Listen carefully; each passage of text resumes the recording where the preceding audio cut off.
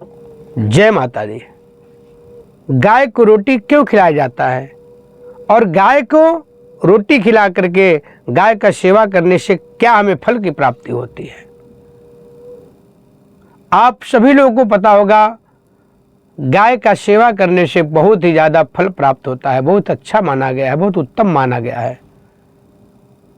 गाय का सेवा सबको करना चाहिए अगर हो सके तो, क्योंकि गौ सेवा से बहुत कुछ प्राप्त होता है। आप लोगों को कोशिश करना चाहिए, अगर आप अपने घर में गाय का सेवा करें। अगर घर में गाय नहीं है तो गौशाला में जाकर के गाय का सेवा कर सकते हैं। अगर आप नहीं जा सकते हैं तो आप गौशाला का नंबर लेकर के वहाँ पे चारा भिजवा दें, गाय के लिए कुछ ऐसा व्यवस्था कर दें जो वहाँ पे गाय को आपके तरफ से मिलता रहे। बहुत सारी आजकल व्यवस्थाएं हैं, आप लोग अपने माध्यम से कर सकते हैं। अगर जा सकते हैं तो और अच्छी बात है, जाएं, गाय को कुछ चारा ले जाएं, चारा दें और अपने हाथ से कुछ चारा खिला भी दें। उसके बाद भी कुछ चारा वहाँ रखवा दें, ये हमारे तरफ से गौ माता को खिलाएं।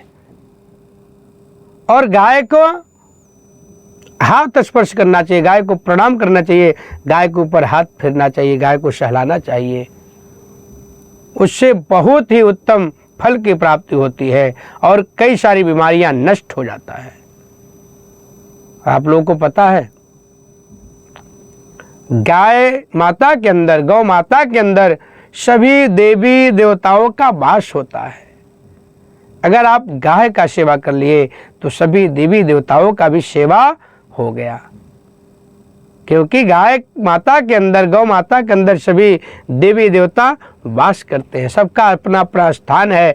कौन देवता कहाँ पे विराजमान है गाय के शरीर में, सबका अपना अपना स्थान है। सब लोग गाय के शरीर में विद्यमान हैं।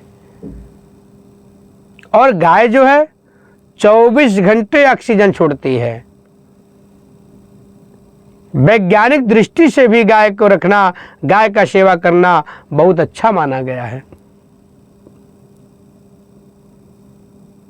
तो आप लोग गौ सेवा अवश्य करें। अब मैं बताऊंगा गाय को रोटी क्यों खिलाया जाता है, गाय को रोटी खिलाने से क्या फल की प्राप्ति होती है। जिस किसी का भी बृहस्पति खराब चल रहा हो, बृहस्पति कमजोर हो, जुपिटर कमजोर हो, खराब हो, बृहस्पति का महादशा चल रहा हो, अंतर्दशा बृहस्पति का चल रहा हो, अगर किसी के ऊपर भी बृहस्पति का महादशा चल रहा है तो गाय को गुरुवार के दिन प्रातः काल ही 2 रोटी बनाएं और दोनों रोटी को अलग अलग कर लें और दोनों रोटी पे हल्दी थोड़ा थोड़ा डाल दें। फिर उस पर गुड़ का डेली 2 डालना है, दोनों रोटी पे 2-2 गुड़ का डेली डालना है, उस पर भी हल्दी थोड़ा डाल दें।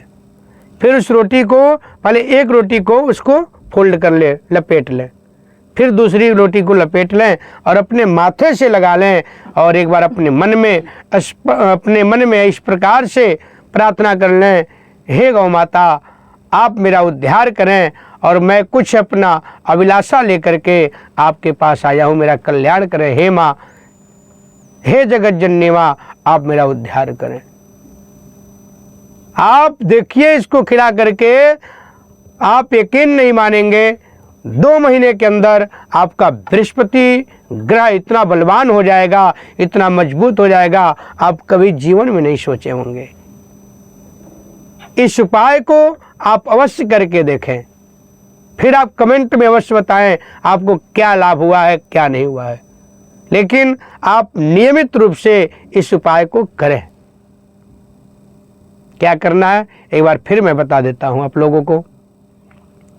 2 रोटी लेना है और पहली रोटी होना चाहिए, भी ध्यान रखना है, जो पहली रोटी निकलती है उस रोटी को लें। उस दोनों रोटी को अलग अलग कर दें, रोटी के ऊपर हल्दी डाल दें। हल्दी डालने के बाद दोनों रोटी के ऊपर गुड़ का डेली 2-2 रख दें, छोटे छोटे टुकड़ा 2 गुड़ का रख दें, दोनों पे 2-2। फिर गुड़ के ऊपर भी हल्दी डाल देना है।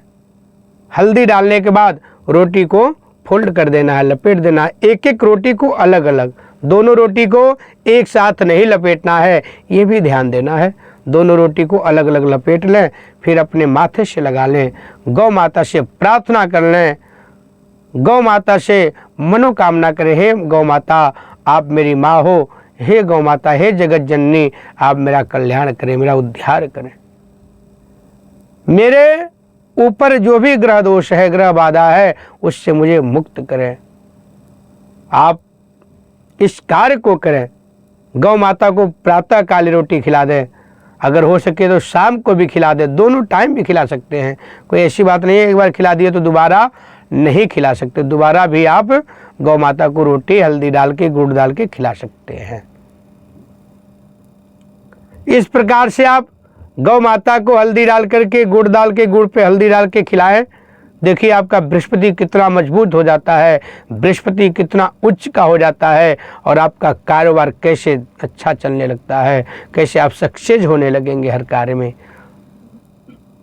और दूसरी बात, आप गौ माता को किसी पात्र में पानी रख दें गुरुवार के दिन, और उस पात्र में थोड़ा हल्दी डाल दें पानी में, और गौ माता को पिलाएं। इससे भी आपका बृहस्पति मजबूत होगा। और गौ माता का सेवा अवश्य करना चाहिए। गौशाला में जाएं, कई जगह मंदिर में भी गौ माता रखी जाती हैं, मंदिर में भी गाय रहती हैं, वहाँ पे भी जा कर के आप गाय के लिए कुछ चारा रख दें, और भी कोई सेवा भी कर सकते हैं वहाँ। अगर आपके पास टाइम है तो वहाँ जा कर के गाय का सेवा करें, थोड़ा समय दें, जितना आपके पास समय है, 10 मिनट, आधा घंटा, 2 घंटा, आप गौ माता के लिए वहाँ जा कर के समय निकालें। जैसे पूजा जरूरी है, काम करना जरूरी है, नौकरी करना जरूरी है, ये सब काम भी थोड़ा थोड़ा अवश्य अपने जीवन में करना चाहिए। जैसे आप काम करके पैसे कमाते हैं और पैसे को अकाउंट में भी रखते हैं, इसी तरह ये धार्मिक कार्य, ये जो भगवान का पूजा पाठ है, ये भी करना चाहिए। ये भी एक नौकरी की तरफ मान लीजिए, हम नौकरी कर रहे हैं, ये पुण्य भी आपके खाते में जुड़ता जाएगा, वो तो आपको जमा करना पड़ेगा। और ये जो पुण्य कार्य हैं, अच्छे कार्य हैं, सत्कर्म है, ये जब आप करेंगे अपने आप अकाउंट में आपके जमा होता जाएगा। इसको जमा करने का कोई ज़रूरत नहीं है, अपने आप ट्रांसफ़र होता जाएगा आपके अकाउंट में। तो इस कार्य को भी करना चाहिए। और भी कोई आपको मिल जाता है, कोई ज़रूरतमंद है, तो उसका भी सेवा करें, ज़रूरतमंद का सेवा करना चाहिए। तो आप लोग को वीडियो कैसा लगा कमेंट में अवश्य बताएं। कमेंट में गौ माता की जय हो, और ये भी लोगों को प्रोत्साहित करें, कमेंट के माध्यम से भी गौ सेवा करना चाहिए। गौ सेवा करने से क्या फल की प्राप्ति होती है, आप लोग भी कमेंट में अवश्य बताएं। तो आइए एक बार पुनः गौ माता की जयकारा लगाते हैं। लोग गौ माता की जय।